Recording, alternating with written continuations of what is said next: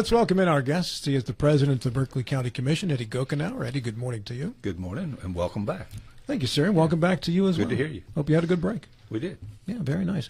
We had Steve Catlett scheduled too, but Steve left a voice message for me yesterday, and he sounded awful, by the way. I've never heard Steve sound that sick before, so whatever the funk is that's going around, and it's laying some people up pretty good. Steve sounded like it was all in his head because that was pretty good. He's got it. Yeah, he doesn't feel well. Yeah. Mm-hmm. And County Administrator Gary Wine had a very sympathetic response to Steve's illness by saying to him what, Gary?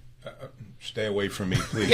Amen. Amen, Gary. And Maria, I don't care what anybody else says. I'm glad you're back. Okay, thank you. Yes, ma'am. Also, Gary walked in this morning and said the handsome guy's back. Steve, he's lying.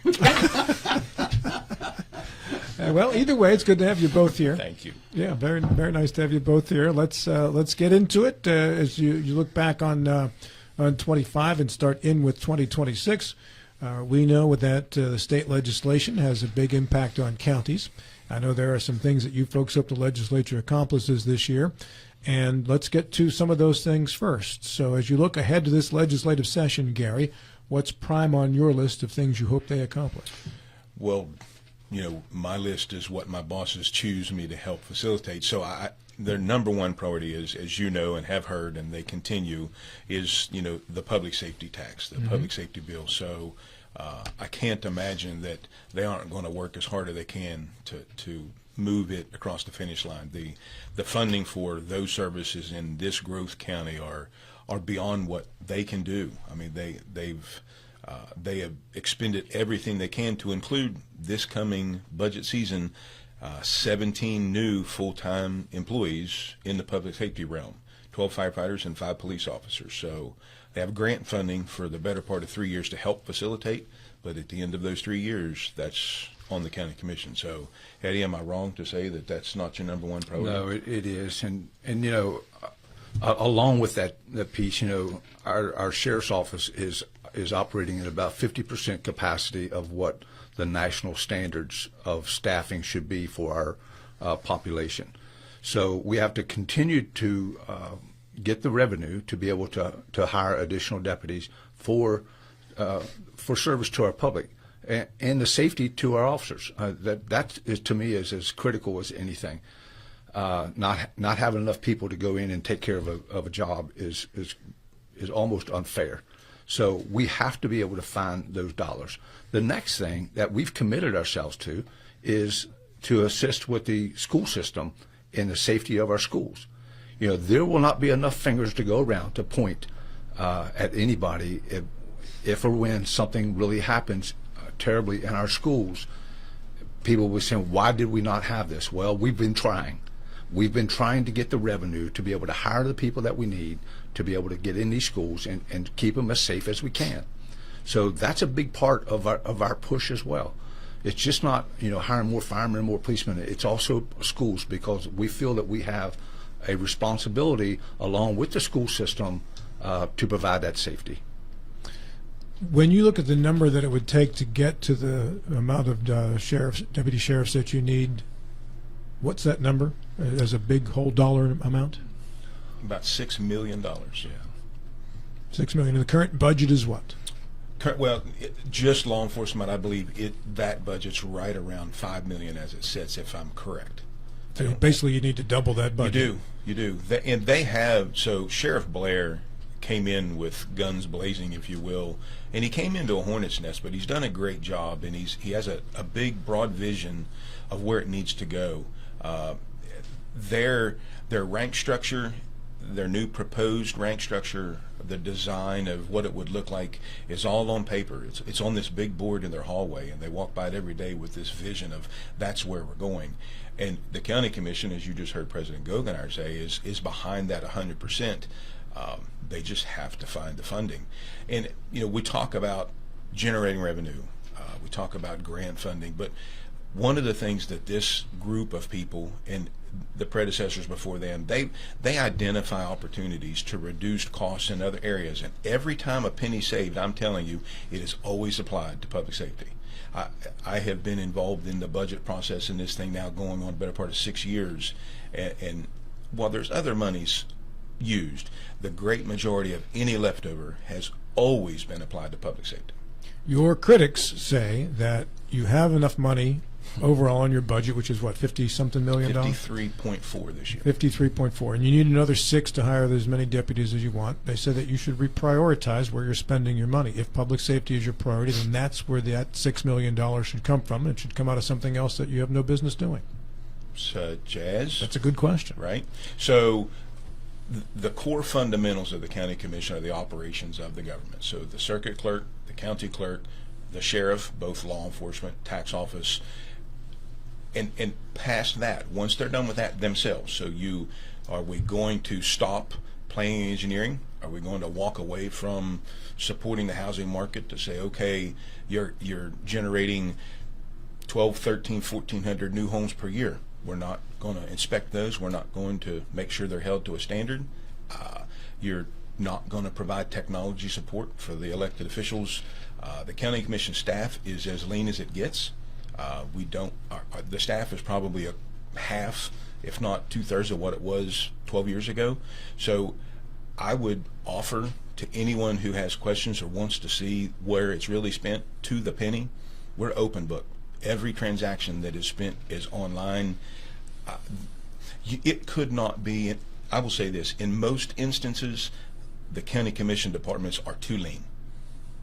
Our planning and engineering department, they could use more staff, but they run as lean as they can. So in busy times, guess what happens? You'll get a developer complaining, hey, why is this taking 4 weeks instead of 3? So, well, we're running a little behind because of staffing, but we just don't say, hey, we want to hire 2 more so we can be ready. And I've noticed that trend locally. Good, kudos to the city of Martinsburg. They do the same thing. I don't believe that any local government body, city, county, if you will, and I can speak for the county 100%, is there's no fat. Can everything be trimmed? Can we be more efficient? Probably yes. But it comes to a point where if we trim too much, and Mr. Stubblefield was there when we started this in 09. I mean, we started cutting back in 09, and the reduction in force was just about 1/3. Well, guess what? Everybody else came back, but the county commission departments didn't. I'm telling you, it's not there. And the critics that want to complain, all I can offer is ask the question and get the answer. We're not hiding anything. There's always going to be critics, but let's go back in time a few years so ago.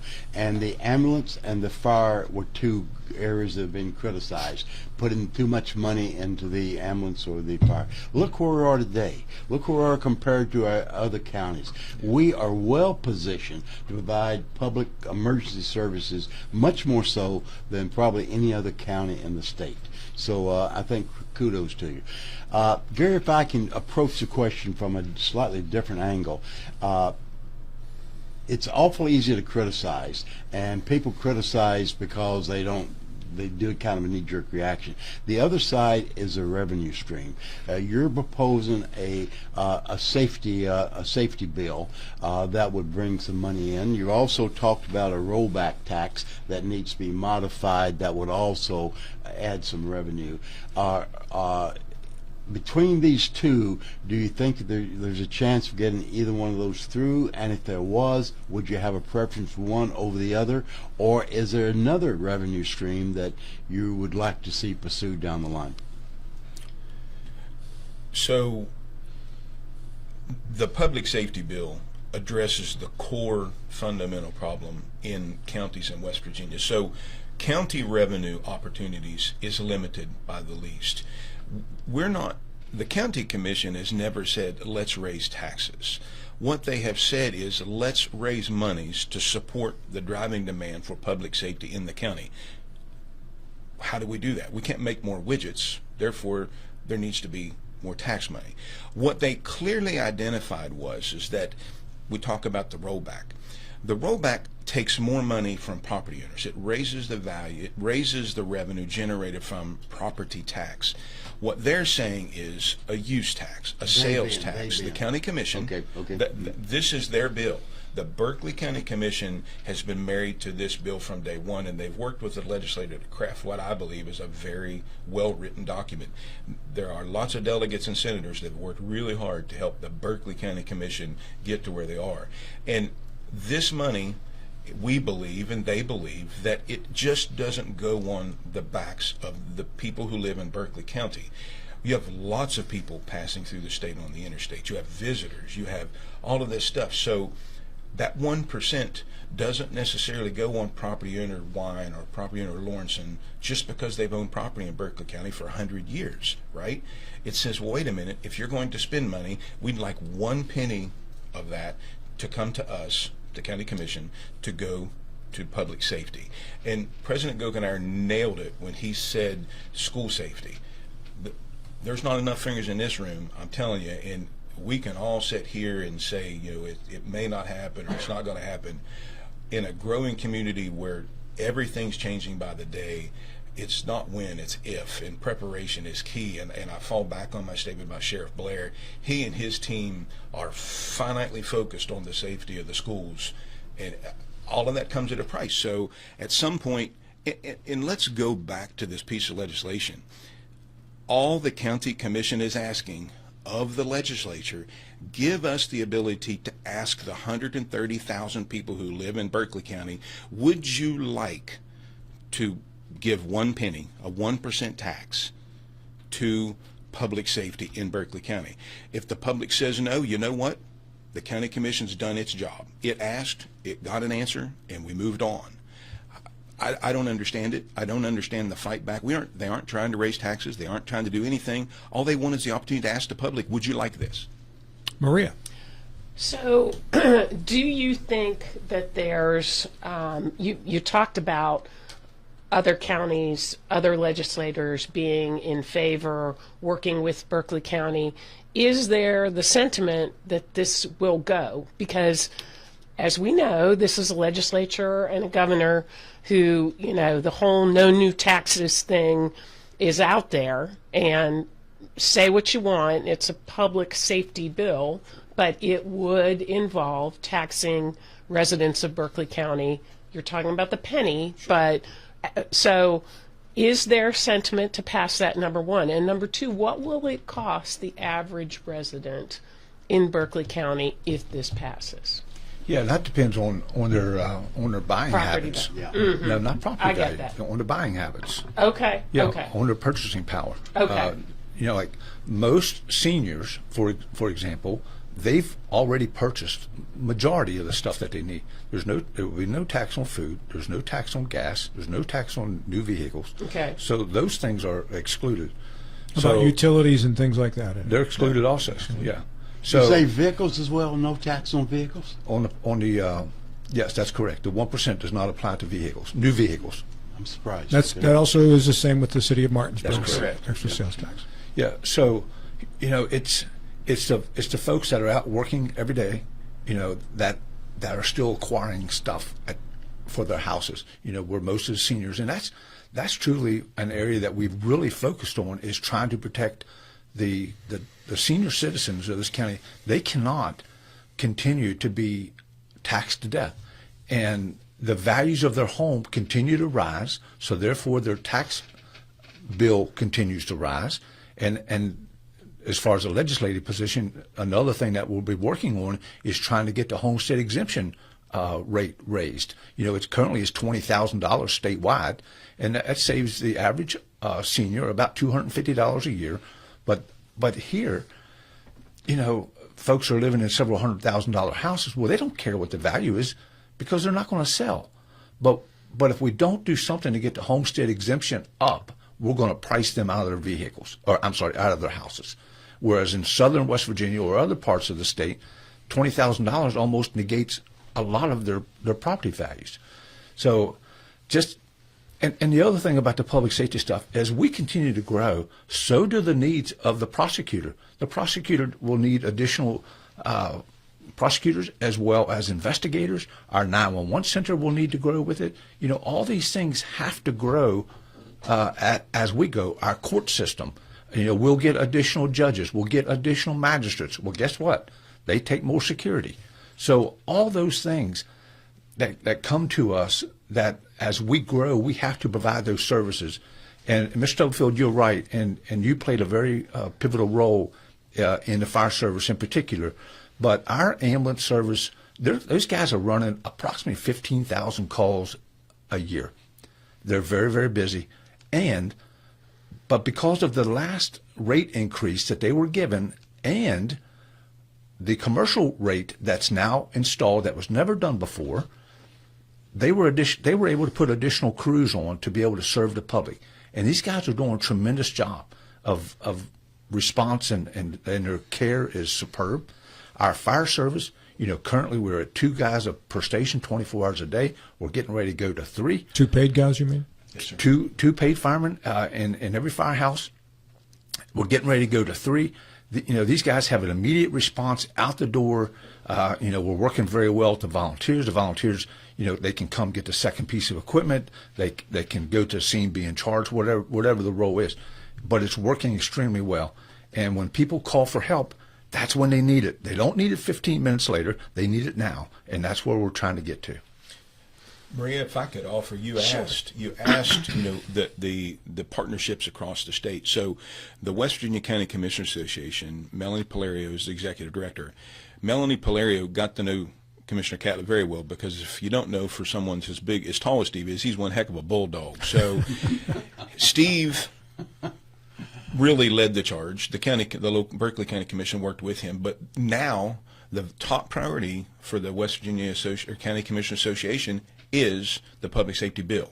So they have taken 55 county commissions and united them together. They all have their own problems, and some of them aren't necessary. And to be honest with you, the public safety tax does not necessarily generate the kind of revenue it would for Berkeley County in other counties, because Berkeley County is very unique where it has one municipality. So you take a Kanawha County or a Jefferson County, for example. They have 5 or 6 municipalities. So outside of the municipalities, there may not be much opportunity for sales tax revenue. So Steve, the County Commissioner Association, united and said, listen, there are many of us this would be advantageous for. Help us get there. So it is the #1 priority of the Western Association of County Commissioner Association, excuse me.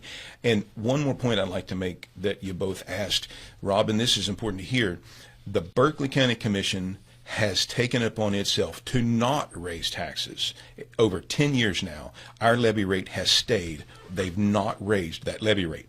Have taxes went up? Yes. That is not because the county commission raised the levy rate. That's because the value of homes went up. So when you say no new taxes, the Berkeley County Commission hears that. They have not raised taxes. Unfortunately, fortunately, it depends on how you look at it. Your home has appreciated. You live in a growth community. You live in an area where it's good to have property because the value goes up, so the resale value is higher. Therefore, you pay higher taxes. But these folks are not trying to raise taxes. They're trying to generate revenue to provide core functions of the government that honestly are at dangerous levels. But Gary, you're kind of parsing words there. We're not trying to raise taxes. We're trying to raise revenues. But the only way that a government gets revenues is by taxes. So I don't know how else to say it. But and I guess raising a tax for a specific purpose, right? Mm-hmm. We aren't trying. They are not. I keep saying we. It's they. It's the Berkeley County Commission. They are not trying to generate revenue to go do whatever. They're married to quality of life. I don't know if you know or if it's been spoken of, but they just bought 285 acres for a future park on the northwest corner of the county. That was a $3 million investment. They're going to use impact fee money to pay, but guess what they did? They borrowed money from their very small savings account to facilitate that transaction because it was a once-in-a-lifetime opportunity, and they said, you know what, we don't have that money. We've implemented these fees. They're going to come. We're going to borrow some money from ourselves, and we're going to put that money back, and all 5 committed to it. So what was the cost of that transaction again? Just shy of $3 million, $2.935 million. Okay. I think it's always interesting that people want more and more services. You know, again, all you have to do is scroll through Facebook, whatever, and see, you know, there's nothing for our kids to do. We need more parks. We need more this or that. And then it comes time to have to pay for it. And guess what? Somebody's got to do that. And, you know, I don't understand sometimes the disconnect of the way folks feel about things. I go back to many, many years ago when I worked in Jefferson County schools, and I can remember it was the 90s and new residents were coming in by leaps and bounds still, but they were asking questions like, tell me about the natatorium that you have for high school students. I'm like, the what? They wanted, swim opportunities for high school kids. I don't know. We go to Shepherd and they, so again, people just don't really understand. Hang on there. We'll take a break here. We've got the full hour with Eddie Gochenour, president of the Berkeley County Commission, and Gary Wine, the county administrator. Our guests in this segment on National Bobblehead Day include the president of the Berkeley County. Not calling them bobbleheads. You guys have bobbleheads in your... You should get one. Yeah. Well, thank you. As much money as everybody says you guys are wasting, why not just put out an RFP for some bobbleheads? Yeah, get your own personalized bobblehead. Voodoo bobbleheads around. Yeah. You can put pins in. There right? you go. Eddie Gochenour, president of the commission. Good morning, Eddie. Good morning, sir. Gary Wine, county administrator. Good morning. Right. So we were getting into funding, and in our Facebook community, there's a whole bunch of suggestions on how you guys could save some money. I'm not making light of these, by the way. People pay taxes, and they certainly have the right to complain or suggest a better way to have those taxes spent. And this is not the first time I've seen Jeff Haddock's reference this. Jeff kind of is knowledgeable about this topic because he kind of works in this field in various ways. And Jeff has suggested this before. I want to bring it to your attention now. Providing DUI is not a necessary service. He doesn't mean arresting people for DUI. He means substance treatment and such. Providing DUI is not a necessary service, and some other substance abuse services done by the county have been and can be done by other entities. Gary, do you see a duplication of services that you could shed and allow other entities who already do this to continue doing it at no cost to the taxpayer? So let me say this, that the DUI program offered at the Day Report Center was at the request, not of the people's request, but at the request of the public, because the opportunities for those programs weren't available in an adequate fashion. So I will defend this, that service is provided at a fee to the person taking the program. So it generates revenue that therefore in turn supports the efforts of the Day Report Center. So all of what happens at the Day Report Center it's one of the few departments inside the local government that actually generates revenue. Billing Medicaid, the DUI program. The DUI program, I will say this point blank, supports itself there. It just does. We didn't hire anybody to do that. It was assumed internally by other folks that work, so it pays for itself. We can talk about the community corrections piece all day long, but for the greater good of the community, it's worth its weight in gold. Honestly, I would almost put it in the public safety realm. It is an absolute necessity, and I've heard President Gochenour and everyone say before, the vision of Doug Copenhaver and Dale Nellier in really spearheading the growth of community corrections and the Day Report Center and everything that rolls under it. Without it, Rob, what you end up with is increased regional jail costs. Well, I was just going to say, the whole jail cost thing, people don't necessarily understand clearly what that means. And, I think a common perception is just throw them in the hoosegow and throw away the key. But, number one is that what needs to be done, number one, for people with substance abuse issues, and number two, what that cost is to the county, the whole jail bill thing. Let's take the money off the table. Okay. Let's take the money off the table. I can tell you, I came from public safety, public service for 42 years, and in the last probably 10 to 12 years of my career is when the drugs really got crazy, the epidemic style drugs in Berkeley County. I saw firsthand the destruction that was going on within our families across this county daily, multiple times daily, overdoses. Young people dying because of their choice, but later on becomes a addiction that you and I and most of the people that's going to comment on Facebook do not understand the addiction portion of this. You just don't. But I will tell you that the investment that's been made in Berkeley County for our day report center is keeping people alive, keeping families together, keeping them out of jail, and keeping them productive. And I'm pretty proud of that. Now, it bothers me that people always want to throw the portion about money towards it. It's much, much more than that. And if you would take a little bit of time and go and sit in the lobby at the Day Report Center and see folks come in there, and the programs that are being offered through our staff, and then you see them graduate through the court system, they're totally different people. It's because they've changed the brain is what they've done. They've gotten them healthy. They've kept them together. They've kept them productive. You know, those things are important. Eddie, that was beautifully said. That's very eloquent translation. And I'm going to use as a platform to go to another area as well. We tend to get locked up in dollars and cents, and we forget the impact that it has. We alluded to earlier before the break about Parks and Rec spending $3 million. That's going to benefit the county for years to come. Another area that I think has benefited the county is beautification, and that's roadside litter. There's been some expense that has been put into roadside litter, and people say, why should we be doing this? Well, we all take pride in how attractive the county looks.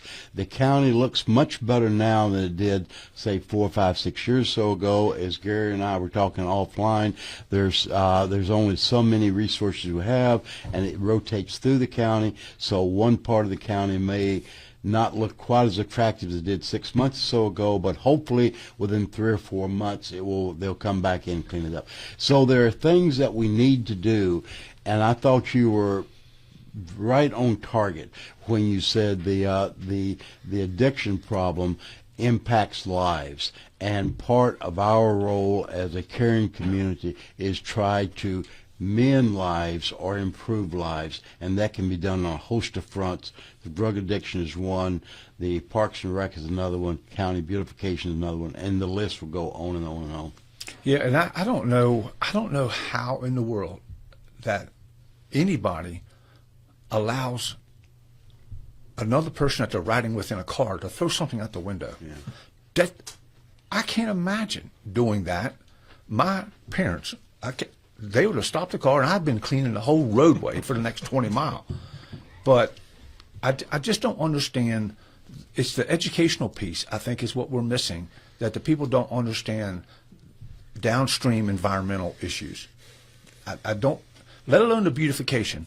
You know, when people drive through our county and look at the trash along the road, I don't see anybody throwing stuff out the windows. I don't know when they do it, but it gets done.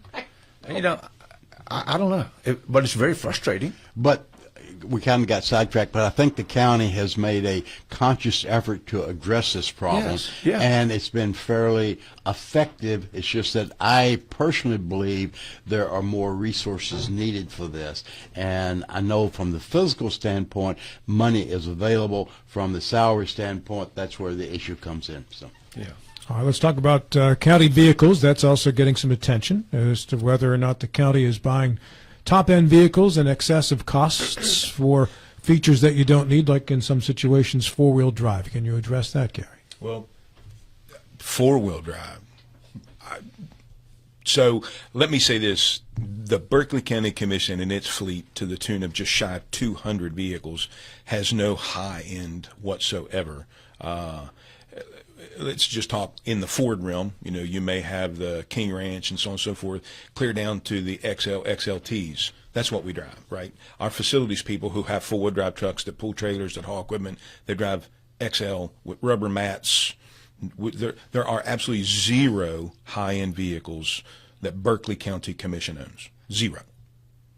I guess it depends on how you define high end. I guess so. From the audience's standpoint, is what they four-wheel drive is described. absolutely necessary in West Virginia.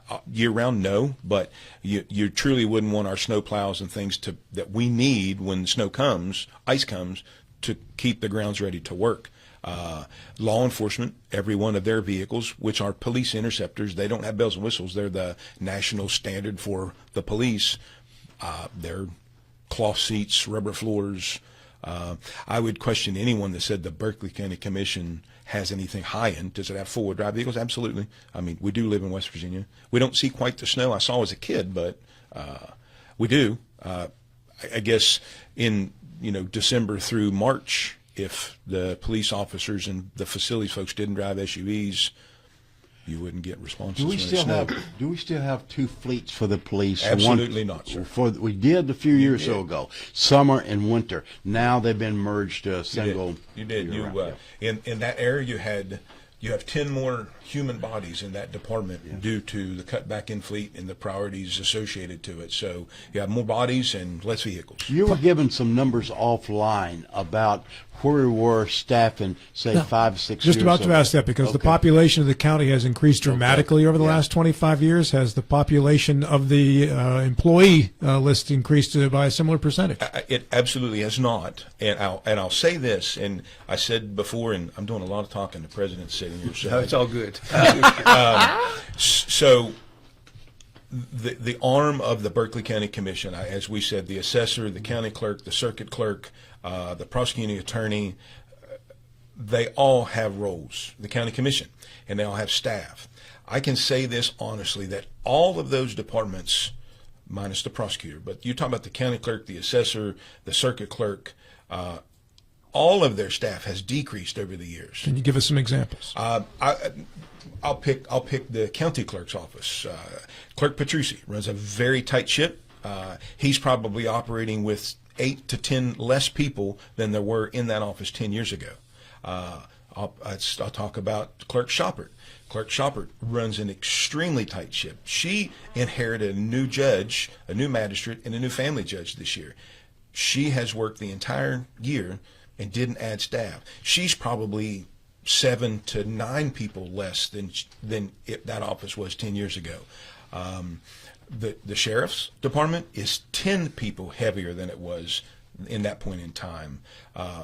Berkeley Fire is about 30 people heavier than it was 10 years ago. So when you say bloated government, Berkeley County, West Virginia, if you have seen personnel growth, you have seen it in public safety. Prosecutors got an attorney here, an attorney there, and Prosecutor Kinzer, I sit here and I continue to say lean and tight.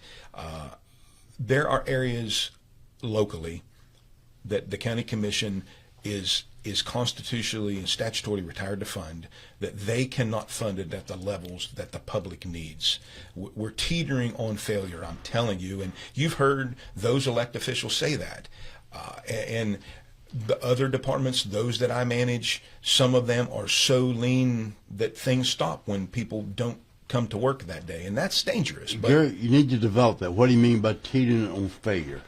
So I'm not trying to paint a gory picture, and I'm not trying to say that the sheriff's department is set up to fail, but I'm telling you that the national standards are double what they have now, to include the safety of the school system, right? I know that the sheriff and the Martinsburg PD have officers assigned daily to the high schools. So each of the 5 high schools have staff there. That's where it ends. He has some other people that go and come and do this and that, and I understand and appreciate that the school board and its school resource officers or school safety officers, and Dean Olak, who is a wonderful human being and a great police officer, have really evolved in doing this. But guess what?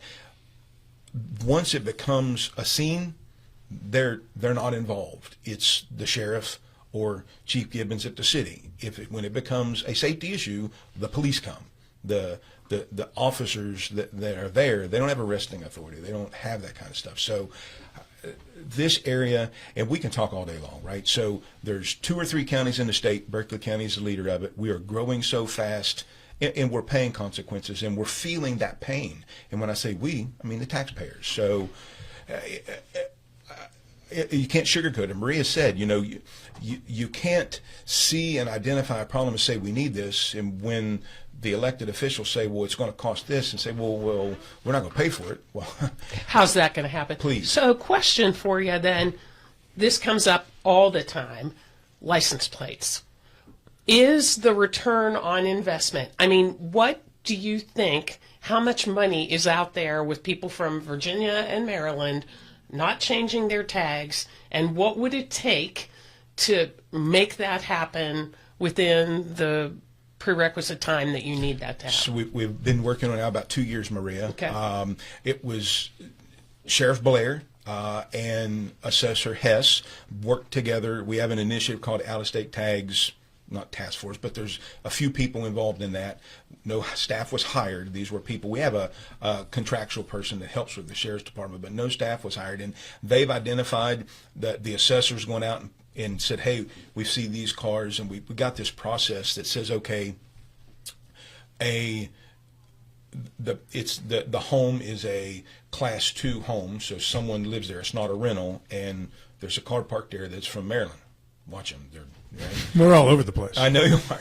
So they identify it, they share with the Sheriff's Department, they do what they can do. But what it boils down to sometimes was the legality of how much teeth the sheriff has to make it happen. But we can and we should, the next time we come back, bring statistics and speak to them, Maria, because there's several thousand vehicles that have already changed through this program from Maryland, mostly Maryland, over to West Virginia. So we're already working on it. We heard that Commissioner Catlett, when he was elected, really came in hot and heavy with that, and Sheriff Blair ran with it hard and heavy.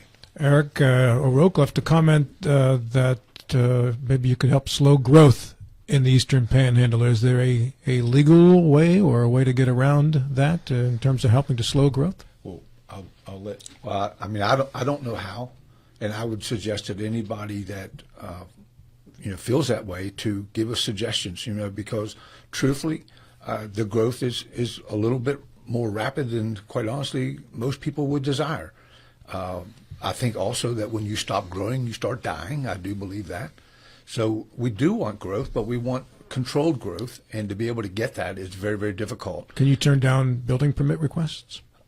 Not unless you have a safety issue that you can hang your hat on. Otherwise, is a safety issue we don't have enough sheriff deputies to account for the 300 homes you're about to build? I don't know. Perhaps. I don't know. But yet we do have controlled growth in one sense. Everything is along the I-81 corridor, and that's because of functional water and the water availability. You do not see the same massive growth, say, in Back Creek Valley or the area of the county I live in. So we do have growth.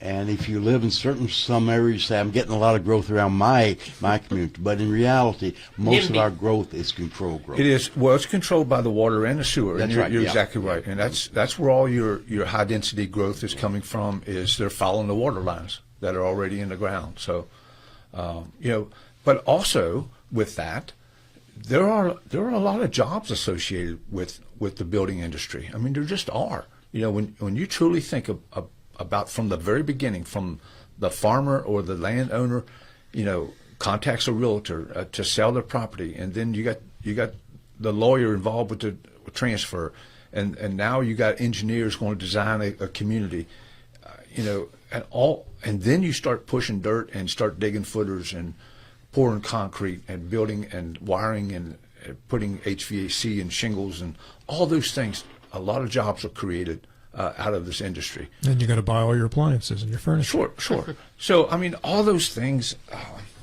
it's just if you could just find the balance. That's what everybody wants, and that's what everybody desires, I think, is to find that balance. And it's very difficult. And without zoning, that becomes more of a challenge, and the residents have voted down zoning every time they've been asked to vote on it. They have, but I will be honest with you, I'm not so sure that zoning would have stopped the growth that we have, because they're putting the houses where you want them, and that's with the water and the sewer. Exactly right. I agree with Eddie. I think what we're doing is we in fact have zoning now without having the organization called zoning because of the water and the sewer limiting where growth is going. Yeah. Now it's like a year and a half or so ago, we had in our planning commission, had a Dollar General that wanted to go out in the Arden area, and the people got up in arms about it. We're like, there's very little control that we have over there, and it ended up it was in a historic district that, quite honestly, nobody knew about. That had been designated as a federal historic district, and that was the only teeth that you had to be able to persuade them not to build there. Hey, before we run out of time, let's go back to the statement you made earlier, the announcement about parkland being purchased by the county, and if you could fill in a bit more detail on that, Eddie, and what the future timetable is for that. Yeah, well, the future timetable, it's pushed out. Quite honestly, this was a future thought about parks in the future. So, we've talked about how beautiful Poorhouse Farm Park is. Of course, with Steve Callett, that was his life in the park system. So, his desire was us to get a park on the south end and a park on the north end. And I was kind of like, okay, I get the north end, but we also have to be able to accommodate the Hedgesville area as well, because a lot of times I don't know that, So anyway, this piece of property is off of Spring Mills, and it's almost center between Hedgesville and Spring Mills. It's a beautiful piece of property. It has a stream that goes through it, and I may be dead before it's ever developed. I mean, it's a future park for future generations to build.